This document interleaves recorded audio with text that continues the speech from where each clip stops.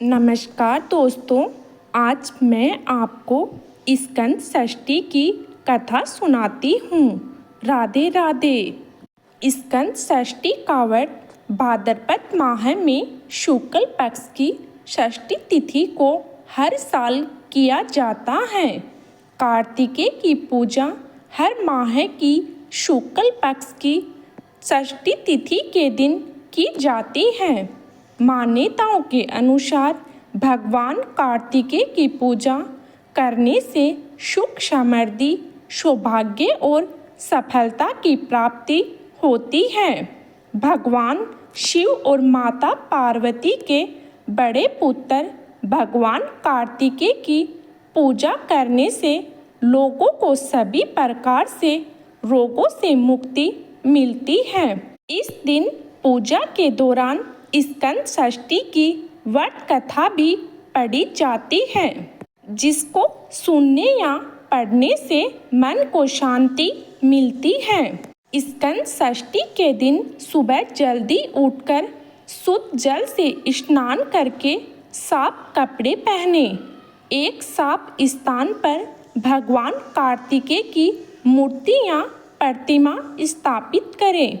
मूर्ति के सामने एक चौकी या पलंग पर लाल कपड़ा बिछाएं। मूर्ति के सामने घी का दीपक जलाएं और अगरबत्ती या धूप जलाएं।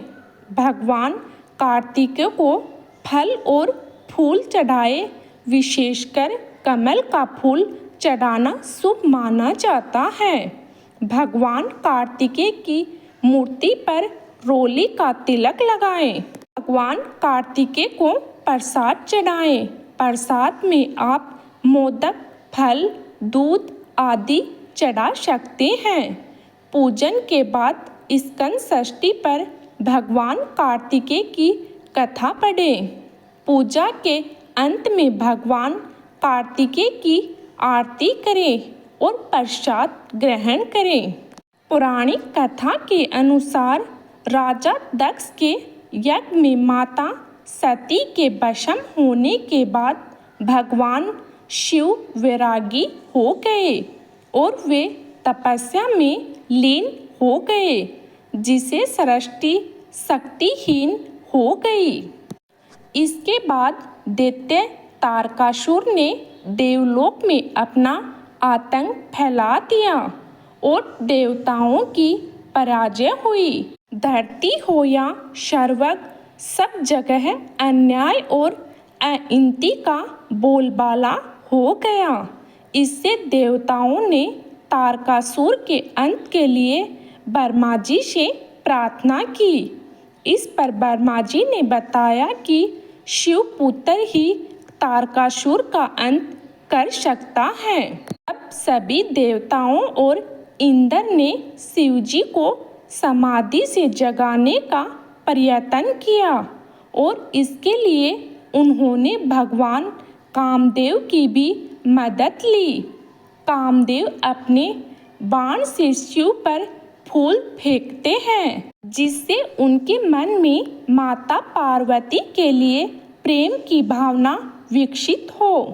इससे शिव जी की तपस्या भंग हो जाती है और वे क्रोध में आकर अपनी तीसरी आंख खोल देते हैं। इससे कामदेव भस्म हो जाते हैं। तपस्या भंग होने के बाद वे माता पार्वती की तरफ खुद को आकर्षित पाते हैं। जब इंद्र और अन्य देवता भगवान शिव को अपनी समस्या बताते हैं, तब भगवान शिव पार्वती के अनुराग की परीक्षा लेते हैं। पार्वती की तपस्या के बाद शुभ घड़ी में शिव पार्वती का विवाह होता है। इसके बाद कार्तिकेय का जन्म होता है और सही समय पर कार्तिकेय तारकासुर का वध कर देवताओं को उनका स्थान दिलाते हैं। मान्यता है कि कार्तिकेय का जन्म षष्ठी तिथि पर हुआ था, इसलिए षष्ठी तिथि पर कार्तिकेय की पूजा की जाती है। बोलो शंकर भगवान और माता पार्वती की जय।